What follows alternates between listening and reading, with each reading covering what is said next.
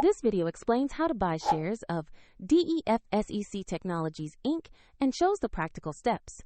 DEFSEC is a maker of defense and cybersecurity systems listed on NASDAQ under the ticker DFSC. This is an educational guide only and not financial advice. Investing carries risk and results are not guaranteed. To trade, you need a broker account. I will use eToro as an example to walk through the process. After you register, you must verify your account, typically by uploading an ID, and you will need to add funds before buying shares. Use the platform search box and type the ticker DFSC to find DEFSEC Technologies Inc. Confirm you select the NASDAQ listing for the correct company. On the asset page, review the company summary and the price chart to understand the basic information.